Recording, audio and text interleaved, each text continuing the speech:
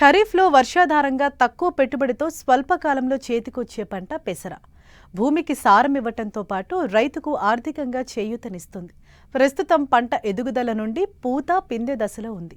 వాతావరణ మార్పుల కారణంగా కొన్ని ప్రాంతాల్లో చీడపీడల బెడద కనిపిస్తోంది. వీటి నుండి పంటను కాపాడుకునేందుకు ముందస్తు జాగ్రత్త చర్యలు చేపట్టాలని సూచిస్తున్నారు బెల్లంపల్లి కృషి విజ్ఞాన కేంద్రం శాస్త్రవేత్త నాగరాజు.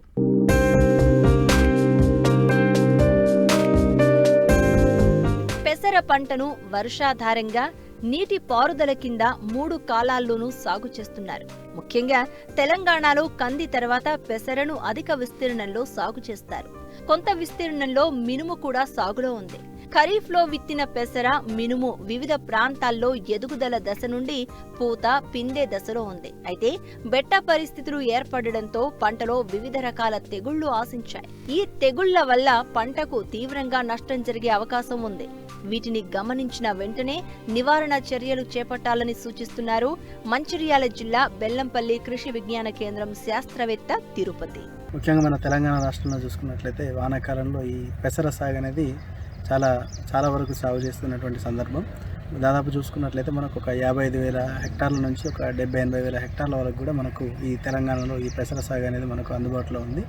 ముఖ్యంగా ఈ వానాకాలంలో చూసుకున్నట్లయితే చీడపీడలు, ముఖ్యంగా కీటకాలు కావచ్చు, తర్వాత వివిధ రకాల శిలీంధ్రాలు, వైరస్ల ద్వారా వ్యాపించే తెగుళ్ళు కావచ్చు, మనకు రైతులకు పెద్ద సమస్యగా మారి దిగుబడులు తగ్గడంలో గణనీయమైన పాత్ర అనేది పోషిస్తూ ఉన్నది. ముఖ్యంగా చూసుకున్నట్లయితే తెగుళ్ళ విషయానికి వస్తే ఈ సర్కోస్పోరా ఆకుమచ్చ తెగులు కావచ్చు, తర్వాత బూడిద తెగులు, బ్యాక్టీరియా ఆకుమచ్చ తెగులు, పల్లాకు తెగులు, మొవ్వికుళ్ళు, తర్వాత పక్షికన్ను తెగులు, ఇలా రకరకాల తెగుళ్ళు అనేటివి మనకు వాతావరణ పరిస్థితులను ఆధారంగా చేసుకొని ఈ యొక్క పెసరను ఆశించి నష్టం అనేది కలగజేస్తూ ఉన్నది. ముఖ్యంగా ఈ సర్కోస్పోరా ఆకుమచ్చ తెగుల్ని మనం గమనించుకున్న వెంటనే 1 లీటర్ నీటికి 2.5 గ్రాముల మ్యాంకోజెబ్ లేదంటే 1 గ్రాము కార్బనిజం మందుని కనుక మనం 1 లీటర్ నీటికి కలుపుకొని పిచికారీ చేసుకున్నట్లయితే ఈ యొక్క తెగుల్ని మనం తగ్గించుకునేటువంటి అవకాశం ఉంటుంది.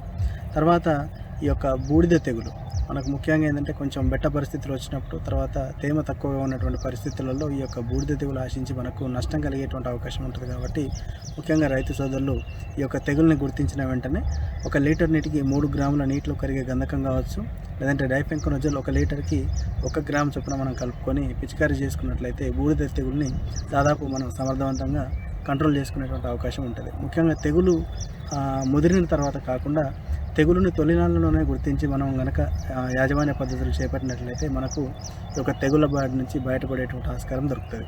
అలాగే బ్యాక్టీరియా ఆకుమచ్చ తెగులు మనకు బ్యాక్టీరియా ఆశించడం వల్ల కలిగేటువంటి తెగులు కాబట్టి వీటికి సాధారణంగా మనం వాడేటువంటి శిలీంద్రనాశులు కాకుండా కొంచెం బ్యాక్టీరియాను చంపేటటువంటి తత్వం ఉన్నటువంటి మందులు, ముఖ్యంగా చూసుకున్నట్లయితే ఒక 10 లీటర్ల నీళ్లకు ఒక 30 గ్రాముల కాపర్ ఆక్సీ క్లోరైడ్, తర్వాత ఒక 2 గ్రాముల ప్లాంటామైసిన్ అనేటువంటి మందుని కనుక మనం కలుపుకొని పిచికారీ చేసుకున్నట్లయితే ఈ యొక్క బ్యాక్టీరియా తెగుల్ని సమర్థవంతంగా, ముఖ్యంగా తొలినాళ్ళలోనే ఈ యొక్క తెగుల్ని గుర్తించి ఈ యొక్క పిచికారీ చేసుకున్నట్లయితే మనకు తెగులు అనేది వ్యాపించకుండా దిగుబడులు అనేటివి ఎఫెక్ట్ కాకుండా ఉండేటువంటి అవకాశం ఉంటుంది.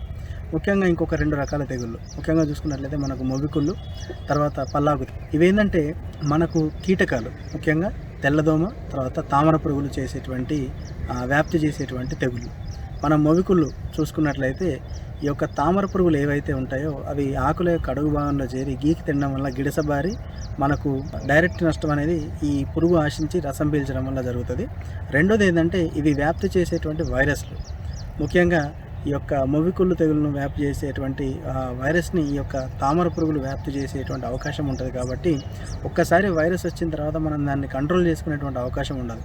ముఖ్యంగా ఎప్పుడైతే మనకు బెట్ట పరిస్థితులు, తేమ తక్కువగా ఉన్నటువంటి బెట్ట పరిస్థితులు ఎప్పుడైతే వస్తాయో ఈ యొక్క తామర పురుగుల్ని మనం గమనించుకుంటూ వాటి ఉధృతి పెరగకుండా సరైన సమయంలో సరైన జాగ్రత్తలు, అంటే మనం ఈ యొక్క జిగురట్టలు పెట్టుకోవడం, ముఖ్యంగా ఏంటంటే బ్లూ స్టిక్కీ ట్రాప్స్ అంటాం, వాటిని పెట్టుకోవడం, తర్వాత వేప నూనె పిచికారీ చేసుకోవడం ద్వారా ఈ యొక్క రసం పీల్చే పురుగుని మనం కంట్రోల్ చేసుకోవడానికి అవకాశం ఉంటుంది. అలాగే ఈ యొక్క పురుగు యొక్క ఉధృతి ఆర్థిక నష్ట పరిమితి స్థాయికి కనుక చేరుకున్నట్లయితే 1 లీటర్ నీటికి 1.5 గ్రాముల చొప్పున ఎసిఫేట్ని కానీ, లేదంటే 1 లీటర్కి 2 మిల్లీలీటర్ల చొప్పున ఫిప్రోనిల్ అనేటువంటి మందుని కనుక మనం పిచికారీ చేసుకున్నట్లయితే ఈ యొక్క తామర పురుగుల్ని, తద్వారా వ్యాప్తి చెందేటువంటి ఈ యొక్క మొవ్వికుల్ని మనం దాదాపు అరికట్టేటువంటి అవకాశం అనేది రైతు సోదరులకు దొరుకుతుంది. అలాగే పల్లాకు తెగులు, ముఖ్యంగా ఏంటంటే మనకు ఈ పెసర మినుము సాగు చేసేటువంటి ప్రాంతంలో పల్లాకు తెగులు అనేది ఒక పెద్ద సమస్యగా పరిణమిస్తుంది.